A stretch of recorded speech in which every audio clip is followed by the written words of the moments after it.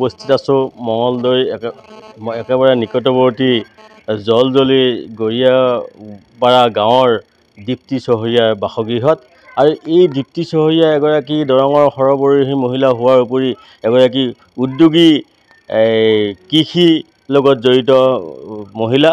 গতিকে এই মহিলাগৰাকীক সমাগত 15 আগষ্টৰ দিনা ৰাষ্ট্ৰপতি ভৱনত অনুষ্ঠিত সাংস্কৃতিক কেন্দ্ৰত অনুষ্ঠিত এট হোম যি কাৰ্যসূচী, এই এট হোম কাৰ্যসূচীলৈ আমন্ত্ৰণ জনাবলৈ ইতিমধ্যে চিঠি পাইছে। আৰু এই চিঠি লাভ কৰাৰ লগে লগে তেখেতৰ লগতে তেখেতৰ সমগ্ৰ অঞ্চলবাসী উৎফুল্লিত হৈ পৰা দেখা গৈছে। আমি পোনে পোনে আমি দীপ্তি চহৰীয়া বাইদেউৰ ওচৰলৈ যাবলৈ বিচাৰিছোঁ। তেখেতে কি কাৰ্যৰ লগত জড়িত, কেনেধৰণে তেখেতে এই পত্ৰ লাভ কৰিলে, আৰু এই পত্ৰ লাভ কৰি ইতিমধ্যে অঞ্চলবাসী উৎফুল্লিত হৈ পৰিছে। তেখেতসকলৰ লগতে অঞ্চলবাসীৰ বিভিন্নগৰাকী ব্যক্তি আছে আমাৰ লগত। তেখেতসকলৰ ওচৰলৈ আমি যাম। আমি পোনে পোনে দীপ্তি চহৰীয়াৰ ওচৰলৈ গৈছোঁ। বাইদেউ, আপোনাক এনি ভাৰত 24ৰ পৰা নমস্কাৰ জনাইছোঁ। হয়, নমস্কাৰ। মই দীপ্তি চহৰীয়া, মোৰ ঘৰ জলজলি গৰিয়াপাৰা গাঁৱত। মোলৈ এখন চিঠি এখন আহিছে ৰাষ্ট্ৰপতি ভৱনৰ পৰা। চিঠিখন ডাকযোগে পাইছোঁ। ডাকঘৰৰ সকলো বিষয়ববীয়া আহি পেলাই আমাৰ ঘৰত ধুনীয়াকৈ হাতত তুলি দিছে। মই আচলতে এইখন পাই মই অভিভূত হৈছোঁ। মই বহুতেই ভাল পাইছোঁ। মই মানে ভবা নাছিলোঁ আচলতে এইখন যে মোলৈ আহিব। মই যেতিয়া এইখন পাইছোঁ নহয়, মোৰ বহুত ভাল লাগিছে। মই মোৰ ঘৰৰ পৰিয়ালো সকলোৱে মানে খুব আনন্দ পাইছে। আৰু আচলতে এইখন আহিছে মোৰ প্ৰথম কথা হ'ল, মই কৃষি বিভাগৰ লগত, দৰং জিলা কৃষি বিভাগৰ লগত ওতঃপ্ৰোত জড়িত। আজি প্ৰায় 20 বছৰ তেওঁলোকৰ লগত জড়িত। মই আন দেশলৈও মই ট্ৰেইনিং কৰিবলৈ গৈছোঁ, তেওঁলোকে পঠাইছে মোক। সেই ট্ৰেইনিঙৰ জৰিয়তে মই গাঁৱৰ প্ৰথমতে পুৰুষসকলক মই পঠাইছিলোঁ তাতে ট্ৰেইনিঙত। আৰু সেই ট্ৰেইনিঙৰ পৰা, সেই প্ৰশিক্ষণৰ পৰা সকলো পুৰুষে মানে খেতি বাতি কৰাত য'ত যি যেনেকৈ কৰিব লাগে সেই বহুত সা সুবিধা পালে। আৰু কিছুমানে মানে ট্ৰেক্টৰ ল'বলৈও মানে সাহ কৰা নাছিল। মই যেতিয়া তেওঁলোকক জনাইছিলোঁ, তেওঁলোকে মানে ট্ৰেক্টৰ ল'বলৈও সাহ কৰিলে।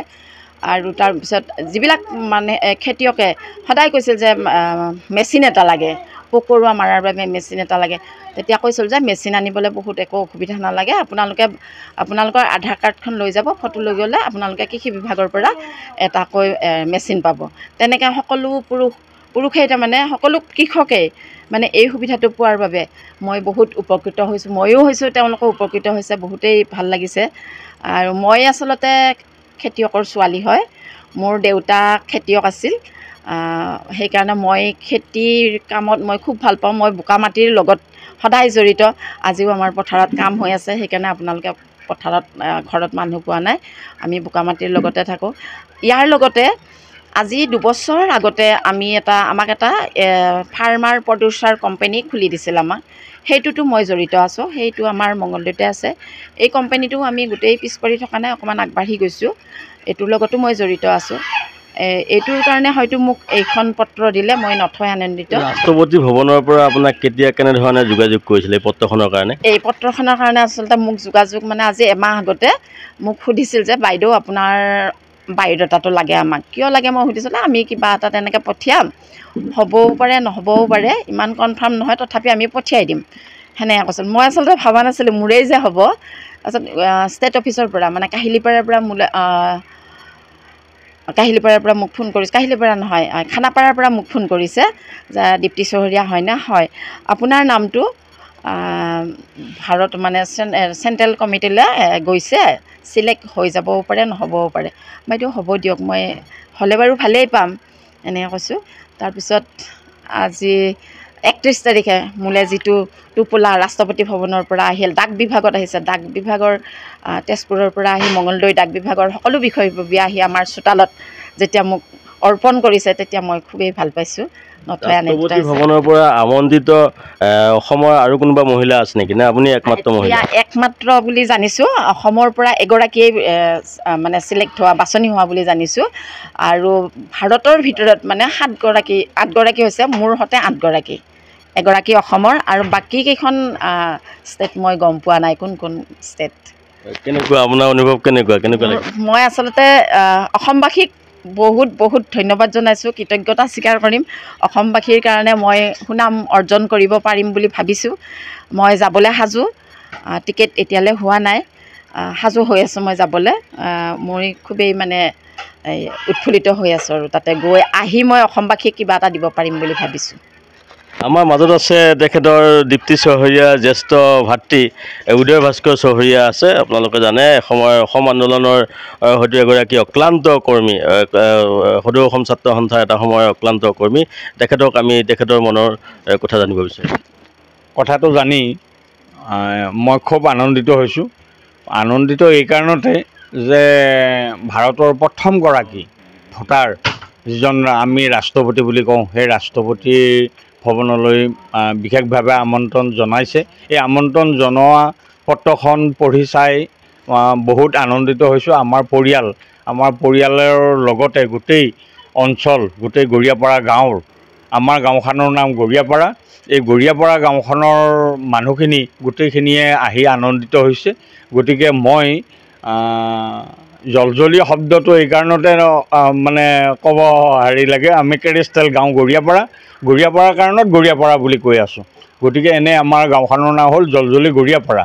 আমি জলজলি বুলি ক'লে কেৰেষ্টেল গাঁও কোনোটোত নাই, সেইকাৰণে আমি গৰিয়াপাৰা কৈছোঁ। গতিকে গৰিয়াপাৰাৰ গাঁৱৰ ভিতৰত সন্মান, ভাৰতৰ ৰাষ্ট্ৰপতিয়ে যিটো সন্মান দিছে, এই সন্মানক আমি স্বাগতম জনাইছোঁ আমাৰ পৰিয়ালৰ পৰা। গতিকে বিশেষ আৰু নকওঁ, এইখিনি কৈ সামৰণি মাৰিছোঁ। আমাৰ লগতে আন এগৰাকী প্ৰতিবেশী আছে, কানাইচুবা নিবাসী, তেখেতৰ পৰা আমি মনৰ ভাৱ জানিব বিচাৰিম। নমস্কাৰ।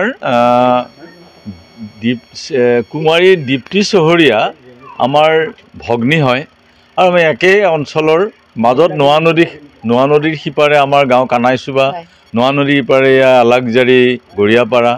আমি সৰুৰে পৰা দেখিছোঁ যে দীপ্তি উদ্যোগী মহিলা, ছোৱালী দিনৰ পৰা এতিয়ালৈকে তেওঁ বিভিন্ন সমাজৰ কামত আগৰণুৱা, কি সাহিত্য সভা, কি বয়ন শিল্প, কি সমাজ সংগঠন, সকলোতে দীপ্তিয়ে লাগি থাকে।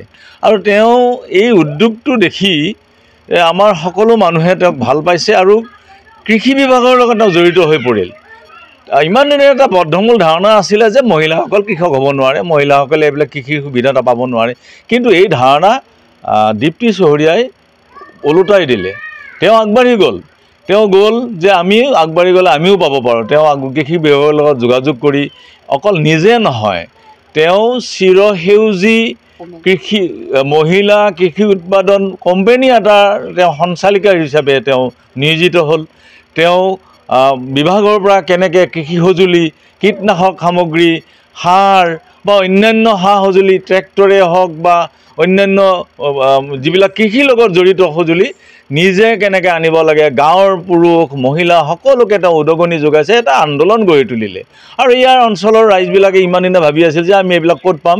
কিন্তু এই যিটো চিৰসেউজী মহিলা উৎপাদন কোম্পানীৰ যি সঞ্চালিকা হিচাপে দীপ্তি চহৰীয়াই যিটো আন্দোলন গঢ়ি তুলিলে, ইয়াৰ মানুহবিলাকৰ হেৰিটো সলনি হৈ গ'ল, মনোভাৱ সলনি হ'ল, তেওঁলোকৰ জীৱন ধাৰণৰ মানদণ্ড সলনি হ'ল, তেওঁলোকে বিভিন্ন ধৰণৰ কৃষি সামগ্ৰীৰে তেওঁলোক উপকৃত হ'ল, উন্নত কৃষিৰ লগত তেওঁলোক জড়িত হ'ল।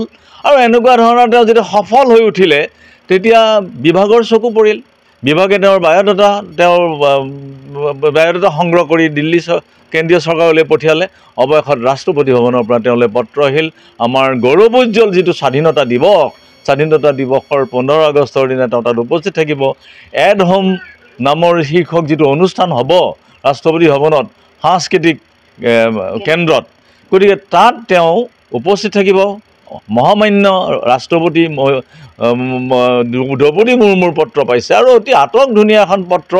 ডাক বিভাগৰ কৰ্মচাৰীয়ে দলে দগৰে আহি পেলাই ইয়াত মানে গায়নে বায়নে গোটেই ৰাইজৰ সন্মুখত তেওঁ সেইখন দিছে। আমি উৎফুল্লিত হৈছোঁ, আৰু আমি এই অঞ্চলটোলৈ তেওঁ গৌৰৱ কঢ়িয়াই আনিছে। আৰু ইয়াকে দেখি আমি বাকী পুৰুষসকলকো আমি তেওঁ অনুপ্ৰাণিত কৰিছে, আৰু এই অঞ্চলটোৰ যিটো সুনাম আৰু গৌৰৱ আনিলে, তেওঁৰ কাৰণে আমি তেওঁক শুভেচ্ছা জনাইছোঁ, অভিনন্দন জ্ঞাপন কৰিছোঁ।